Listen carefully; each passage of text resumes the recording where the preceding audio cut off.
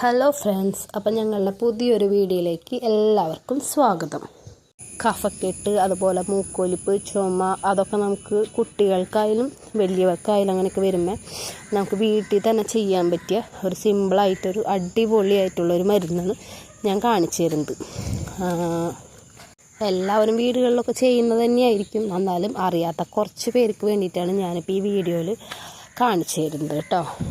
Video ഇഷ്ടപ്പെട്ടിട്ടുണ്ടെങ്കിൽ ഒന്ന് support ചെയ്തോളൂ കേട്ടോ. നമ്മുടെ വീട്ടിലുണ്ടാവുന്ന ഈ ഇലകൾ, ഈ തുളസിയുടെ ഇല, അതുപോലെ തന്നെ ആടലോടകം, പനിക്കൂർക്കയുടെ ഇലയൊക്കെ നമുക്ക് പൊട്ടിച്ചെടുത്ത് കഴിഞ്ഞിട്ട് അത് നന്നായി നമുക്ക് വാഷ് ചെയ്തിട്ട് എടുത്തിട്ട് നമുക്ക് വേണമെങ്കിൽ ഡയറക്റ്റായിട്ട് ഇതിൻ്റെ നീര് നമുക്ക് ഇങ്ങനെ പിഴിഞ്ഞ് വേണമെങ്കിൽ എടുത്ത് അത് കൊടുക്കാം കുട്ടികൾക്ക്. അതല്ലെങ്കിൽ അത് നമുക്ക് ആവിയിൽ വെച്ചിട്ട് ഇങ്ങനെ വാട്ടിയെടുത്തിട്ട് നമുക്ക് അതിൻ്റെ നീര് കൊടുക്കാം.